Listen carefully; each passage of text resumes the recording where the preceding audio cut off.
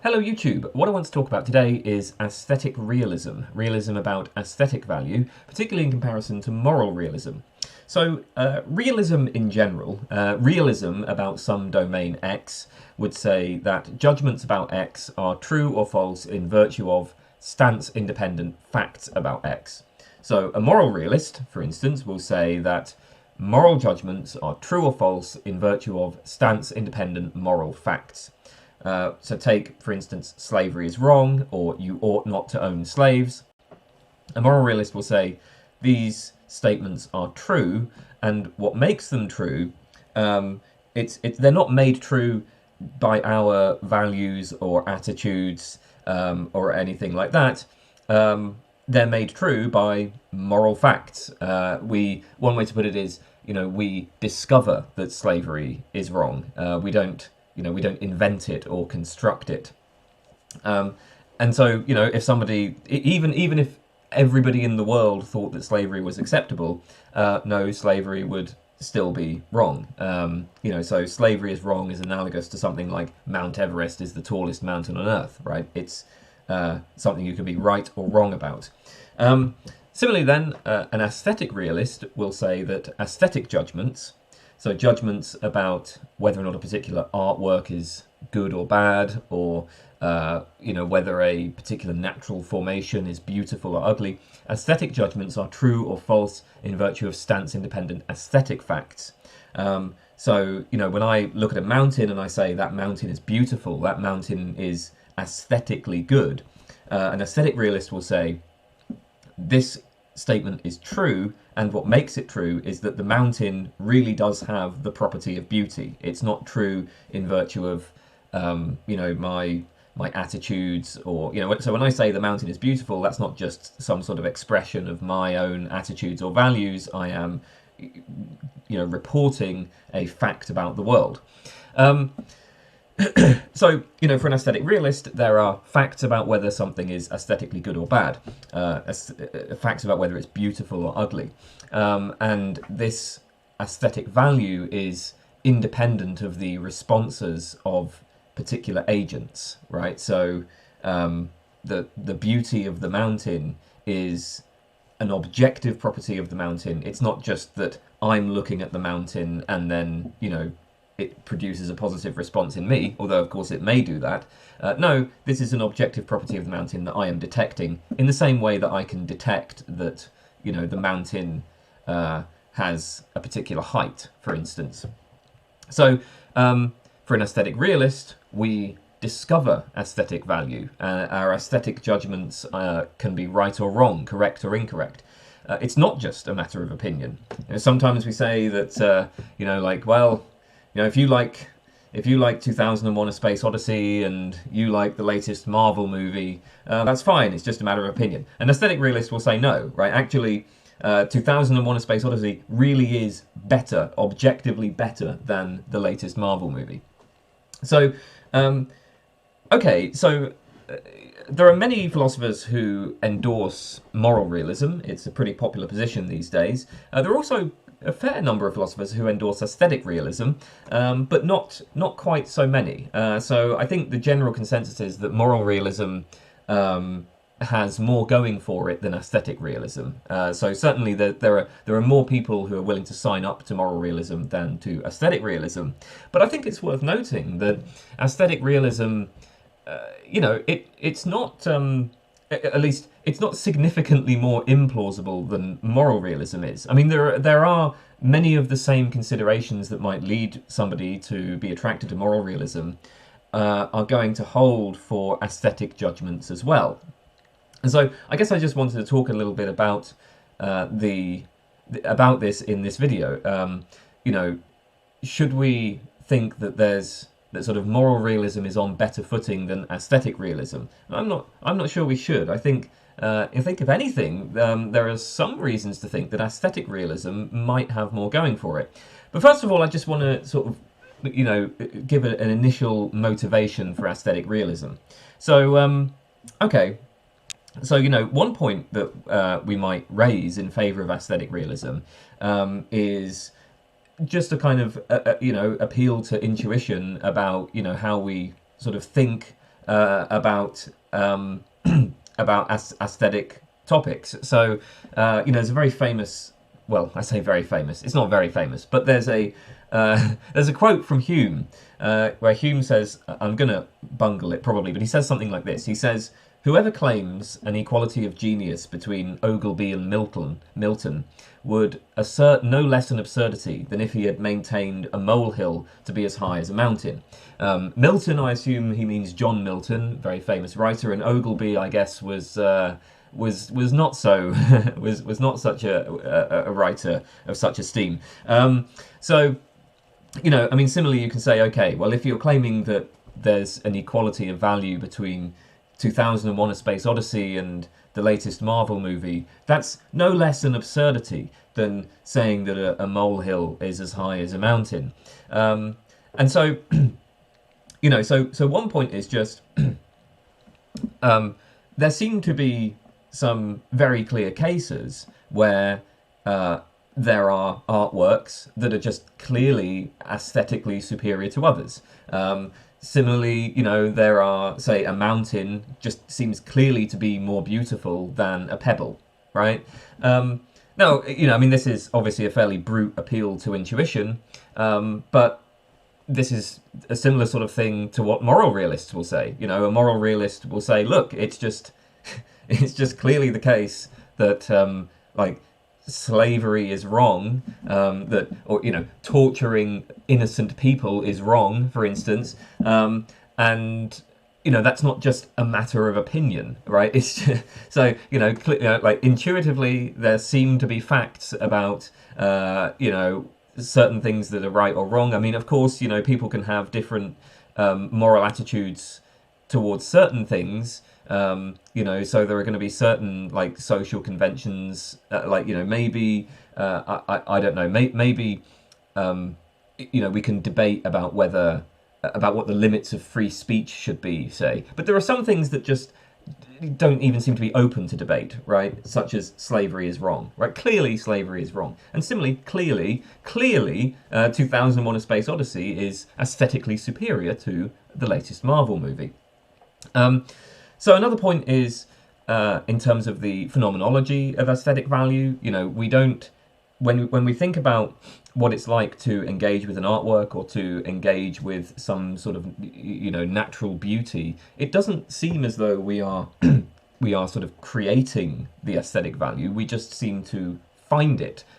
In a way, we seem to sort of perceive it in it almost. It seems to impose itself upon us. When I watch 2001, I mean, I see that it is good. It's not like I'm working to project some sort of aesthetic value onto the film. I'm just watching the film and, reacting to it.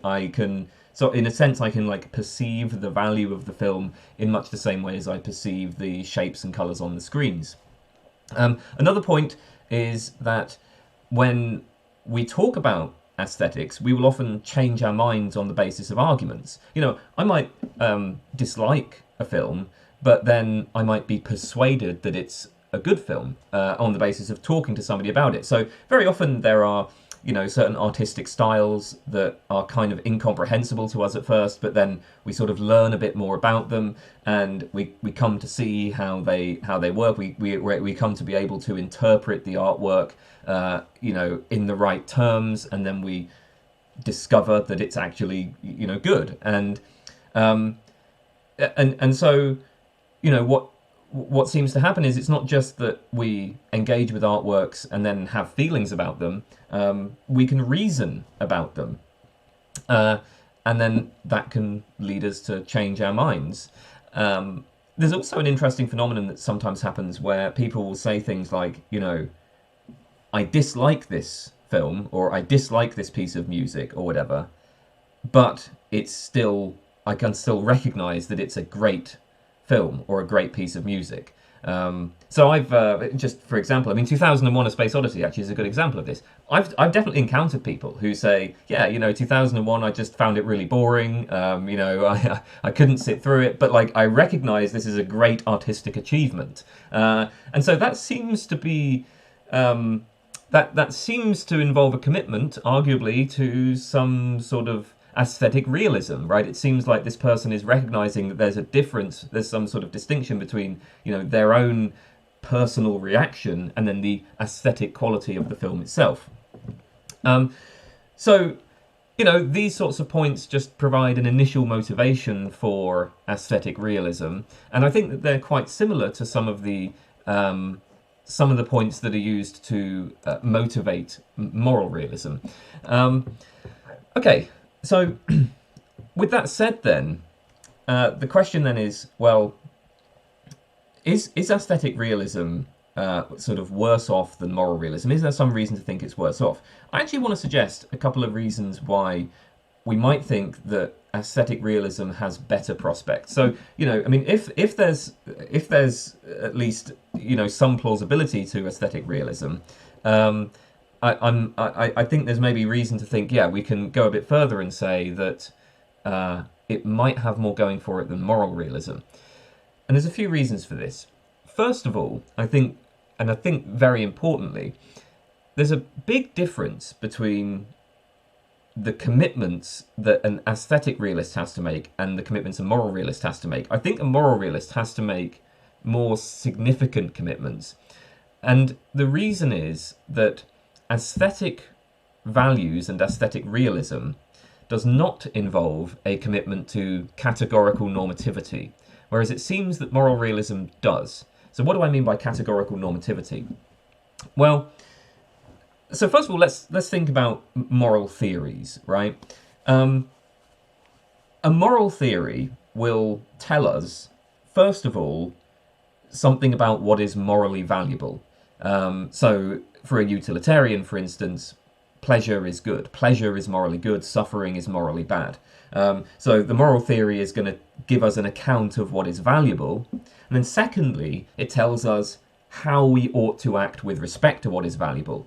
And in many ways, this second point is kind of where all the action is, because, what we want from a moral theory is we want some account of what we ought to do, how we ought to act. So, we can ask, how ought we to act with respect to what is valuable? So a utilitarian will say, well, what you ought to do is you ought to just maximize the thing that's valuable. So pleasure is what's valuable, and you ought to maximize pleasure. And so, as far as a utilitarian is concerned, it's perfectly fine to impose suffering on a particular individual, just as long as that maximizes pleasure overall. Now, you can contrast that with a sort of deontological approach to ethics, where on a deontological approach, they might grant that yes, pleasure is valuable and suffering is bad. So pleasure is good, suffering is bad. But then, on a deontological approach, they will say, well, you don't, like how you ought to act with respect to what is valuable is not simply a matter of maximizing, right? Like you don't just maximize the thing that's valuable. There are constraints on what you can do. So, I can't just maximize pleasure. I can't impose suffering on a specific individual, even if that would maximize pleasure overall. And so a lot of debates between moral theories are going to be debates about how we ought to act with respect to what is valuable. So moral theories make claims about how you ought to act, right? So you ought not to own slaves, or you ought to maximize pleasure.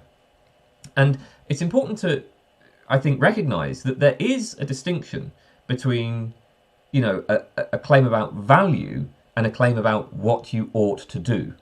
So you could actually sign up to the idea that, pleasure is good, so pleasure is what's valuable and suffering is bad, but then just not hold any view about how you ought to act with respect to that. I mean, in principle, somebody could hold that, this would be a very strange sort of view, but in principle somebody could hold that you ought to maximize the bad, right? So what you ought to do, you could imagine this sort of anti-utilitarian who says, well, yeah, like pleasure is valuable, suffering is disvaluable, but you ought to maximize what's disvaluable.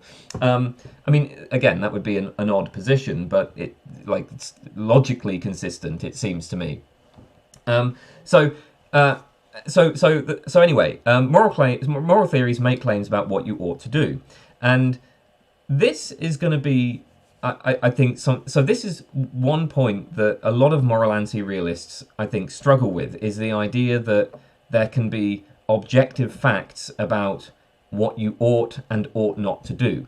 So when we say something like you ought not to own slaves, this is this is a kind of categorical prescription. It's prescriptive because it tells you what you ought to do, and it's categorical because it binds you regardless of your interests, regardless of your desires, regardless of your sort of institutional role or anything like that. So when we say you ought not to own slaves, you can't release yourself from that obligation by citing anything about your desires or interests. It's not like so if I say, for instance, I don't know, let's say you're playing chess with somebody and I say, oh, you ought to castle. Well, the assumption is that your aim is to win the chess game. So you aim to win the chess game, and castling would be an effective means of winning the chess game. And so that's why I say, oh, you ought to castle there. But when I say you ought not to own slaves, or you ought to give to charity, that's not dependent on any particular individual's desires or interests or anything like that. And so this is just, one... And so that's something that a lot of moral anti-realists have trouble with, is the idea that there could be these categorical prescriptions or categorical norms. Now, the key thing to notice is that this does not seem to be the case for aesthetic realism. So moral realism seems to involve a commitment to the idea of categorical prescriptions, but aesthetic realism doesn't, because it seems that, I don't think that when we say that, like, when we're making aesthetic judgments, it doesn't seem to me that there's like an aesthetic ought. So okay, 2001: A Space Odyssey is, let's say that it's a better film than the latest Marvel movie. But is it the case that you aesthetically ought to make movies like 2001 rather than the latest Marvel movie? I mean, I don't think anybody really would say that. So is it the case that you ought not to make bad art? No, that seems really weird. I don't know, maybe there are some people who would say that, but that seems like a very strange sort of position. All you really need to be an aesthetic realist is a realist account of aesthetic value.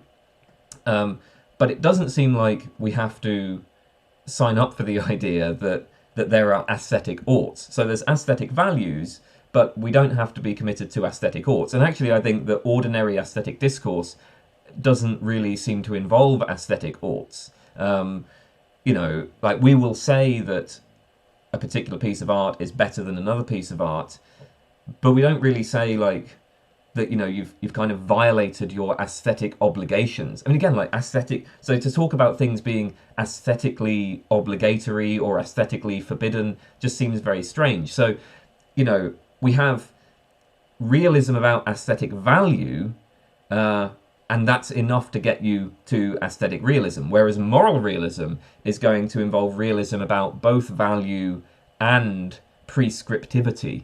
And so that's a more substantial commitment, it seems to me. And so that's one reason why aesthetic realism might be on better footing.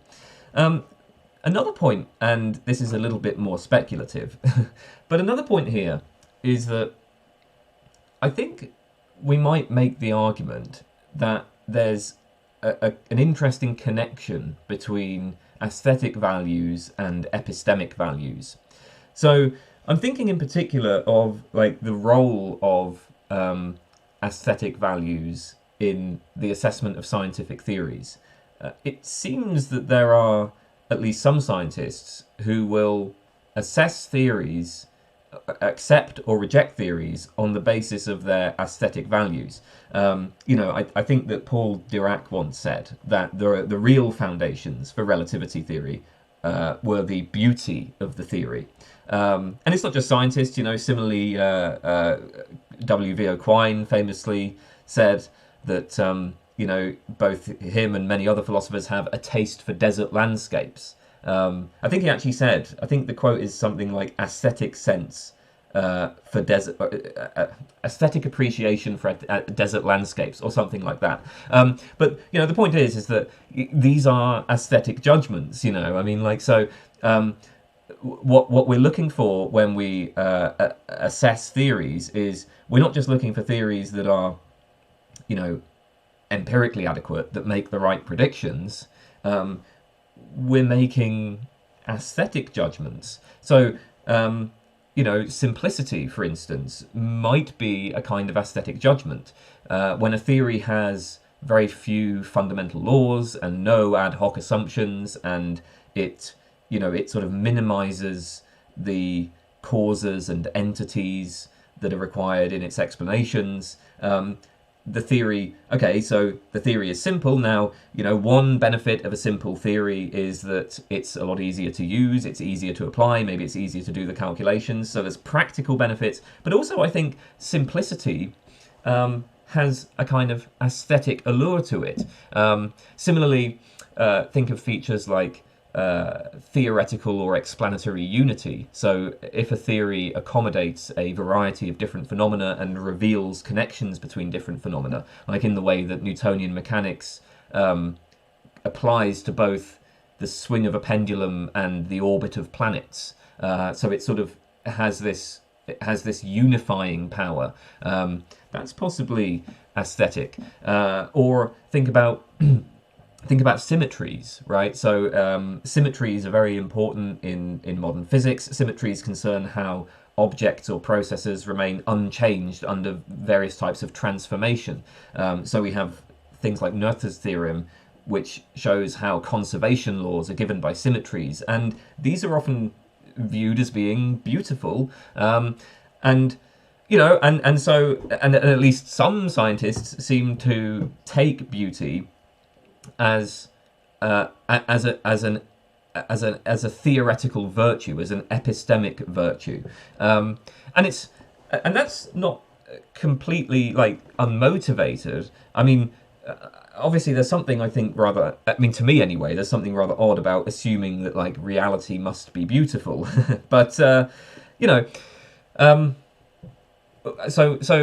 maybe one way to approach this is to think, look. In any given domain, in principle, there are going to be an indefinite number of empirically equivalent theories. So this is just the underdetermination problem.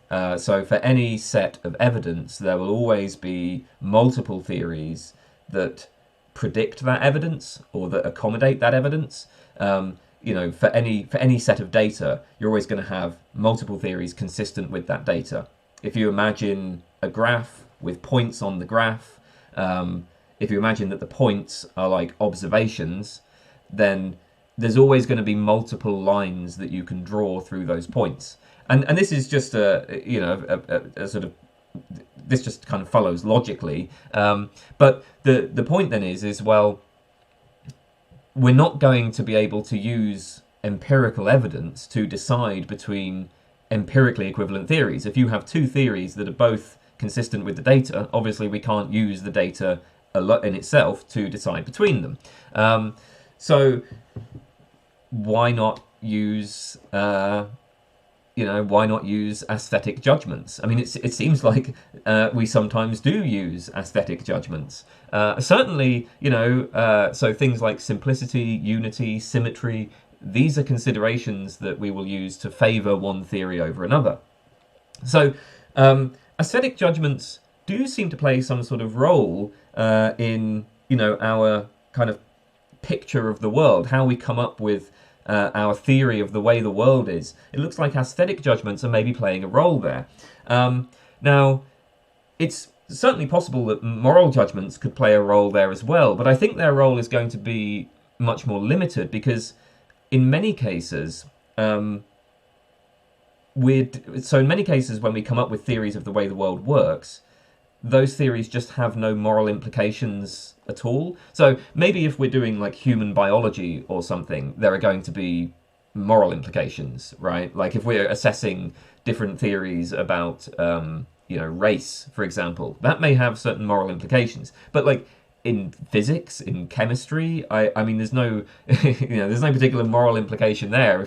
If we're talking about like Newtonian mechanics versus general relativity or whatever, or like different interpretations of quantum mechanics. I mean, there's just no, like, you can appeal to aesthetics, right? You can say, hey, the many worlds interpretation is just much more beautiful than the Copenhagen interpretation. But I don't think it really makes much sense to say that, like, the many worlds interpretation is morally better or worse. So yeah, I mean, this may be another reason to favour aesthetic realism over moral realism. If we can show that aesthetic values are connected to epistemic values, then that would be one reason to favour aesthetic realism. A final point here is that the vast so I'm not sure if I don't know if this is necessarily if this is necessarily supports aesthetic realism over moral realism, but it's just something that strikes me is that the vast majority of the world is non-moral, right? Like, morality concerns only the behavior of persons. So, we don't even extend morality to the higher animals, so like lions and stuff. I mean, okay, maybe we'll say that, a lion in preying on an impala, we might say that the lion has produced suffering and suffering is morally bad. So, okay, we get the kind of value there, but so there's like moral value, or rather disvalue. But you don't say that like the lion was under a moral obligation not to do that. It's just people, it's human beings, and in particular, like a very specific class of human beings, like rational, reflective adults. Now, in the case of aesthetic value, on the other hand, aesthetic value can be found everywhere. Aesthetic value is sort of built. It sort of penetrates everything. Everything in reality can be evaluated aesthetically. We can look at inanimate objects like mountains. We can look at other human beings. We can evaluate them aesthetically. We find aesthetic values on all different scales. So you can look at a galaxy and evaluate that aesthetically, or you can look at the interactions between particles and make an aesthetic evaluation of them. Similarly, you can like there can be abstract things that have aesthetic value, like scientific theories or laws of nature, things like that. It seems that almost everything is open to aesthetic evaluation, whereas morality is something that kind of comes up only in very, very, very specific contexts, like social interactions between human beings. Moral thinking often is something that involves stepping outside of the personal point of view. So I could conduct my life in such a way where, like, I'm only interested in what will satisfy my own goals, right? So I could be just a straight up egoist who says, look, I'm only interested in myself and satisfying my own desires. Nothing else matters to me. My goal is just make myself happy, satisfy my own desires, whatever. Now, so that's like the kind of personal point of view, right? So when I'm in the personal prudential point of view, I'm just thinking in terms of my own interests. When I think in moral terms, that involves stepping outside of the personal point of view. It involves treating other people, or it involves like seeing things from the point of view of other people and taking their interests into consideration. So I say, okay, I'm like, yeah, I could go and rob the bank, and maybe robbing the bank would satisfy my own personal interests. But look, if I rob the bank, then that's going to make other people miserable, or it's going to, deprive other people of their property or whatever. What I'm doing when I think in moral terms is I'm stepping outside of this purely personal, purely egoistic perspective. And so I'm thinking in terms of like the interests of everybody, not just my own interests. Now, arguably, aesthetic thinking. So one way to look at what's going on when we think aesthetically is that aesthetic thinking involves stepping outside not just of the personal point of view, but stepping outside of the social point of view. So if you agree that moral thinking involves stepping outside of the personal point of view, so like in the case of moral thinking, we move from the personal point of view to the social point of view. What's happening with aesthetic thinking is that we're then stepping outside of the social point of view, or we're stepping outside of the interested point of view. Because again, like anything can be evaluated aesthetically, and what's aesthetically good kind of comes apart from what satisfies our own interests. A volcano may cause incredible destruction and terror and horror, but we might still be able to appreciate its aesthetic qualities, right? Like when a volcano erupts, there are some incredible aesthetic qualities to that, and you might be able to. I mean, obviously, in practice, I suppose if you were actually in the path of the pyroclastic flow, you probably wouldn't be thinking about the aesthetic qualities of the volcano. You'd be running for your life. But that's just because, we often find ourselves trapped by the personal point of view. But I like there are circumstances where we can step outside of those points of views. Like I, as an outside observer, can look at the destruction being caused by this volcano, can recognize that it's it's terrible in that it's causing lots of suffering, but I could still evaluate it as aesthetically impressive. And so like. And I think that in general, with with a lot of art and so on, there's not any particular sort of goal or interest that it is supposed to serve beyond just being an object of aesthetic appreciation. Again, some art does serve other goals. You can create art in order to promote some sort of political goal. Or you could create art in order to explore facts about human relationships or something like that. But you don't have to, right? Art can just be offered as an object of aesthetic appreciation, and the same goes for all sorts of natural events. Is you can just appreciate them aesthetically, and that process, that kind of act of appreciating things aesthetically, involves sort of stepping outside of any particular person's interests, or at least that is one way to look at it. So, okay, these are some reasons to take aesthetic realism seriously, and maybe even to think that aesthetic realism has more going for it than moral realism does. I suppose just one final point before we end is to think, okay, I mean, if this is right, then why exactly are we more inclined to endorse moral realism than aesthetic realism? I mean, why is it that there are more philosophers who are favouring moral realism over aesthetic realism? So I think there's a couple of factors here.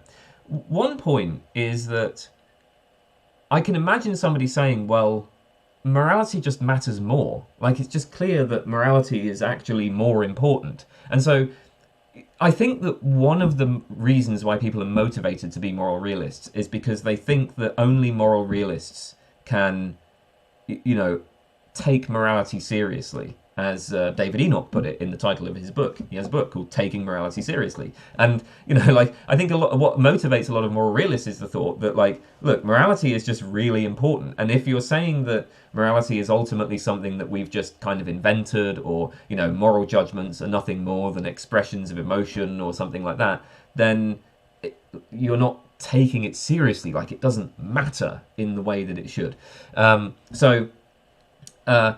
If that's the motivation for being a moral realist, then you can, I think, see why people might find moral realism more attractive than aesthetic realism, because surely morality matters more than aesthetics does.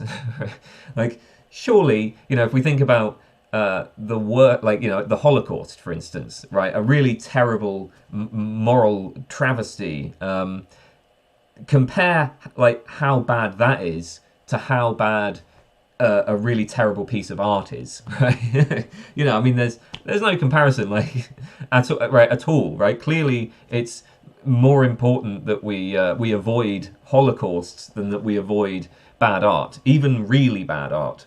Even like Once Upon a Time in Hollywood. Once Upon a Time in Hollywood is total garbage, but I mean, if you could sort of press a button and remove either the Holocaust or Once Upon a Time in Hollywood, well, obviously you'd remove the Holocaust. I mean, I would remove Once Upon a Time in Hollywood, but no, I'd remove the Holocaust. Anyway, the point is morality matters more, right? And so that's maybe why we're more attracted to moral realism. I think, though, just a couple of points in response to this. First thing to bear in mind here is that there are many things that are real that don't particularly matter. So the number of hairs on my arm, for example. The number of hairs on my arm is, I can't imagine anybody having any particular interest in that. I mean, we could figure out how many hairs there are on my arm, but what the hell would be the point? This just doesn't seem to matter to anything, right? So, but that's, I mean, if any, like if you are inclined to any kind of realism, you're probably going to be inclined to be a realist about the number of hairs on my arm. Unless we're going to go for sort of just outright global skepticism, you'll probably say, yeah, okay, Cain has an arm and there's a certain number of hairs on it. So there are things that most people think are real but that don't particularly matter. Then conversely, there are many things that we have constructed or invented but that really do matter, like money. Money is really important to a lot of us. It has significant consequences, but we made it up, I mean, it's just like that is a social construction. It is the paradigmatic example of a social construction. Morality matters more. Maybe that's one reason to be more of a realist. But just bear in mind, I think, that there are real things that don't matter, and there are constructed things that do matter. And so that might be something the aesthetic realist could come back with. A second point is that aesthetic judgments are strongly dependent on our perceptual capacities. So suppose that we saw colour differently, or suppose that we just had completely different sensory modalities. I mean, we can imagine, coming across a race of aliens who just have totally different senses to us. Now, when we show them 2001: A Space Odyssey, they're just not impressed. They like, it just doesn't move them at all. And it doesn't seem like the aliens are making any sort of mistake there, right? So if our perceptual capacities were slightly different, then we would judge different things to be beautiful, and it doesn't seem like we would be incorrect about that. So that maybe is that's one reason that might motivate people to be more suspicious of aesthetic realism. But I think that the aesthetic realist could say that this idea actually just rests on a mistake. So what's happening when we imagine our sensory capacities being different is that the aesthetic properties are changing. So it's important to distinguish, on the one hand, aesthetic responses, so judgments of whether some object is aesthetically good or bad. We have to distinguish that from perceptual experiences. So like, I can have a certain perceptual experience, and that perceptual experience may be objectively aesthetically good or objectively aesthetically bad. Obviously, if I had different sensory capacities, I would have a different perceptual experience. But then it makes sense that that different perceptual experience would have different aesthetic properties. So one way to put this is that the alien who has a different sensory modalities, that alien does not see the same thing that we do. Right, so when we watch 2001: A Space Odyssey, and when the alien watches 2001: A Space Odyssey, we're not actually seeing the same thing. We're not being confronted with the same perceptual experiences. So naturally, what we are seeing is beautiful, objectively beautiful. What the alien is seeing, it's seeing a different thing. So that's not objectively beautiful. And so, this point that aesthetic judgments are strongly dependent on our perceptual capacities, well, yes, that's true, but that doesn't in itself seem to be much of a challenge to the aesthetic realist. Okay, well, you know what? I think I've talked for long enough about this particular topic. It's, my God, 40 minutes. 40 minutes on aesthetic realism. Well, I hope you found that God damn, I could have just made like a standard style video with PowerPoint and everything about this, couldn't I?